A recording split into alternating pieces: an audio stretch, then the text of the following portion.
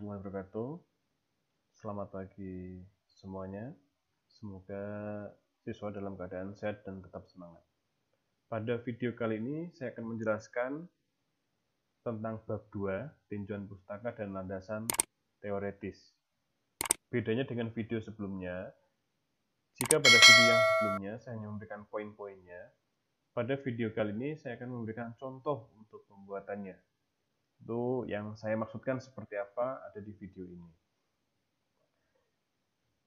Oke, mari kita bahas bab 2, tinjauan pustaka dan landasan teori. Nah, yang pertama itu tinjauan pustaka atau kajian pustaka atau penelitian yang relevan. Silakan siswa pilih salah satu saja. Bisa tinjauan pustaka, bisa kajian, bisa penelitian yang relevan. Apa ini atau apa isinya? Isinya yaitu penelitian-penelitian yang sudah dilakukan sebelumnya. Misal, ini saya menggunakan salah satu skripsi dari mahasiswa UNES. Ini hanya sebagai contoh ya. Misal, penelitian mengenai, nah ini kan ada model pembelajaran tidak terarah, ya, dan juga media film. Nah ini. Jadi penelitiannya kan mengenai dua hal ini. Sehingga penelitian-penelitian sebelumnya yang akan kita gunakan yang berkaitan dengan ini. Penelitian mengenai model pembelajaran tidak terarah atau non-directive dan media film pendek telah banyak dilakukan. Beberapa penelitian yang cukup relevan untuk dijadikan kajian pustaka dalam penelitian ini antara lain yang dilakukan oleh misal Gofur. Nah, ini nanti paling tidak minimal siswa bisa 3 ya. Jadi dilakukan oleh siapa, kemudian dalam kurung ini adalah penelitian itu dilakukan pada tahun berapa. Minimalnya 3 ya. Jadi misal tadi tentang pengaruh pembelajaran daring terhadap hasil rapor siswa. Tadi penelitian mengenai pengaruh pembelajaran daring terhadap hasil rapor siswa telah banyak dilakukan. Beberapa penelitian yang cukup relevan untuk dijadikan kajian pustaka dalam penelitian ini antara lain penelitian yang dilakukan oleh siapa. Nah, bagaimana cara menemukannya? Silakan saja nanti siswa cari dari internet, misal penelitian tentang pengaruh pembelajaran daring. Di search saja atau dicari di Google, pasti nanti banyak sekali. Kemudian bagaimana cara menuliskannya? Nah, seperti ini. Di sini kan ada 1, 2, 3, 4, 5. Ada 5 kajian pustakanya ya. Kita bahas satu saja. Misal, pertama, penelitian yang dilakukan oleh Gofur dalam kurung 2009 adalah tahunnya. Dalam skripsi yang berjudul apa? Pak, kalau itu bukan skripsi tapi dalam artikel, ya berarti di artikel judulnya apa? Kemudian, Gofur memaparkan bahwa model tidak terarah dapat memancing hasrat siswa untuk berani mengungkapkan segala sesuatu dipikirkannya di dalam kelas. Nah, ini bisa dilihat, jadi siswa nanti akan mencari entah itu berupa makalah, atau entah itu berupa skripsi, atau entah itu berupa artikel, silahkan siswa mencarinya dulu. Nah, ini akan didapat setelah siswa membaca jurnal itu, atau pustaka yang akan siswa gunakan. Nah, biasanya kalau itu berupa makalah, kalau ada abstraknya, bisa dilihat dari abstraknya. Kemudian, setelah ini, jadi yang pertama ini kan membahas tentang apa yang dilakukan oleh peneliti tadi. Yang kedua, nah ini akan dibahas persamaan antara penelitian ini dengan penelitian yang akan dilakukan oleh peneliti saat ini. Selain persamaannya, juga perbedaannya. Nah, jadi supaya tidak terjadi duplikasi penelitian. Maksudnya sudah diteliti sebelumnya, kenapa diteliti lagi? Sehingga di sini disebutkan ada persamaan, ada juga perbedaannya. Nah, ini baru satu ya. Jadi baru satu kajian pustaka atau penelitian yang relevan. Karena tadi saya minta kan paling tidak 3. Berarti siswa buatnya 3. Ini saya berikan titik-titik supaya ini ada penelitian relevan yang lainnya. Setelah semuanya itu, nah kemudian di sini contohnya Berdasarkan kajian pustaka, dapat diketahui bahwa penelitian yang akan dilakukan memiliki keterkaitan dengan penelitian-penelitian sebelumnya.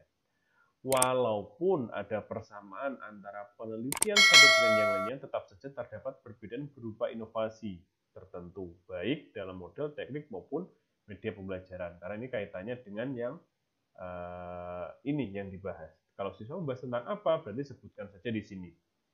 Penelitian yang akan dilakukan juga menyajikan tujuan. Ini berarti yang akan dibahas. Yang akan dibahas oleh siswa kan, diganti saja. Penelitian ini diharapkan dapat melengkapi penelitian-penelitian sebelumnya dalam hal apa yang dibahas. Nah, begitu ya siswa. Jadi ini yang berkaitan dengan penelitian yang relevan atau kajian pustaka atau tinjauan pustaka. Kemudian untuk yang landasan teori. Landasan teori ini saya akan mengambil contoh dari mahasiswa UNES. 2.2 landasan teori. Di sini tidak boleh langsung landasan teori, kemudian nanti 2.2.1 cerita pendek, tidak boleh. Harus ada paragraf kalimat-kalimatnya lagi. Misal teori yang akan dipaparkan berkaitan dengan penelitian yang akan dilakukan meliputi. Misal kita tadi menggunakan pembelajaran, kemudian pembelajaran daring, dan juga hasil rapor. Tuliskan di sini. Baru di sini 2.2.1, misal di sini adalah pembelajaran. Ditulis lagi. Ruang lingkup pembahasan ruang lingkup bahasan. Misal tadi untuk yang di sini cerita pendek terdiri atas apa saja, pengertian cerita pendek, unsur dituliskan juga. Baru setelah ini masuk ke misal di sini adalah pengertian cerita pendek. Ya, paham ya siswa? Nah, sekarang bagaimana cara kita mencari atau menuliskan teori-teori dari para ahli. Misal, cerita pendek merupakan salah satu genre menulis kreatif dalam ragam fiksi.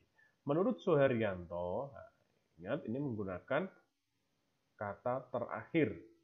Kemudian kurung buka, 2005 ini adalah buku tersebut diterbitkan, 28 ini adalah halamannya.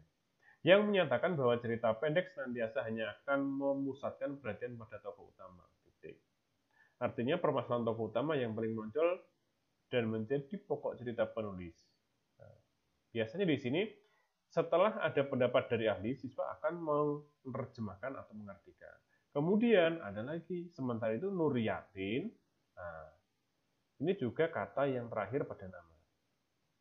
2010.2 kemudian 2 menyatakan bahwa secara etimologis cerita pendek pada dasarnya adalah karya fiksi atau sesuatu yang dikonstruksikan. Hal ini senada dengan pendapat Mawadah. Nah, ini nanti saya minta minimalnya 3. Jadi ada 3 pengertian dari para ahli. Jadi setelah siswa menuliskan pendapat dari ahli, itu jangan langsung digabungkan dengan pendapat ahli berikutnya, tapi silakan diberikan ulasan sedikit pemahaman siswa terhadap teori yang sudah diceritakan tadi, yang sudah dipaparkan. Minimal 3 ya. Kemudian, setelah ada 3 nanti, setelah 3 pendapat ahli, baru siswa akan menyimpulkan. Misal, berdasarkan pendapat-pendapat tersebut, maka dapat disimpulkan bahwa pengertian cerita pendek adalah ini merupakan rangkuman dari pendapat-pendapat ahli yang sebelumnya. Jadi siswa misal pengaruh pembelajaran daring terhadap hasil rapor. Berarti berdasarkan pendapat-pendapat tersebut, maka dapat disimpulkan bahwa pengertian pembelajaran adalah titik-titik. Pengertian pembelajaran daring adalah titik-titik. Pengertian pembelajaran raport atau hasil raport adalah titik-titik. Seperti itu siswa. Ini saya berikan titik-titik, berarti untuk teori-teori yang lainnya, caranya juga sama. Jadi minimal ada 3, kemudian setelah 3 pendapat ahli, baru siswa bisa memberikan kesimpulannya. Nah, kemudian yang berikutnya ada kerangka berpikir. Kerangka berpikir, misal seperti ini. Berdasarkan hasil observasi, wawancara dan tes, diperoleh fakta bahwa keterampilan menulis cerita pendek berdasarkan pengalaman orang lain. Ini sebenarnya adalah landasan faktual, data yang diperoleh. Jadi kerangka berpikir itu di sini akan dimulai dari landasan faktual. Jadi fakta atau kenyataan yang diperoleh. Kemudian nanti dijelaskan kira-kira pengaruhnya apa. Misal pengaruh pembelajaran daring terhadap hasil rapor. Nah, nanti atau dibuat misal seperti ini. Ini ada bagannya. Misal berdasarkan hasil tes wawancara, kemudian di sini ada tadi kan model tidak terarah dan media film. Kira-kira setelah ini bagaimana hasilnya? Atau ini saya berikan contoh, kalau untuk yang tadi pengaruh pembelajaran daring terhadap hasil rapor. Misal seperti ini. Nah, di sini kan terjadi pandemi. Kemudian apa saja yang terjadi dituliskan di sini. Kemudian beralih ke pembelajaran daring. Mengapa? Pembelajaran daring yang seperti apa yang diinginkan? Tuliskan di sini. Kemudian, nah, di sini ternyata hasil rapornya bagaimana? Nah, pengaruhnya apa di sini? Ini sebenarnya adalah kerangka berpikirnya seperti ini. Itu ya siswa. Kemudian hipotesis tindakan.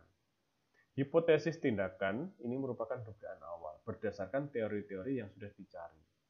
Hipotesis tindakan yang digunakan untuk memberi arah pada pembelajaran ini adalah, misal ya, pembelajaran daring sangat berpengaruh terhadap hasil rapor siswa yang turun pada siswa kelas 11 SMA Taruna Nusantara.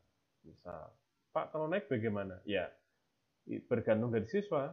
Maksudnya apa? Berdasarkan landasan teori tadi, kira-kira hipotesisnya itu seperti apa. Jadi hipotesis itu merupakan dugaan awal sebelum kita melaksanakan penelitiannya. Itu baru berdasarkan dari landasan teori yang digunakan. Begitu para siswa penjelasan atau contoh dari pembuatan bab 2, yaitu kajian pustaka dan juga landasan teori. Semoga siswa bisa memahami apa yang saya jelaskan. Terima kasih atas perhatiannya dan selamat pagi. Assalamualaikum warahmatullahi wabarakatuh.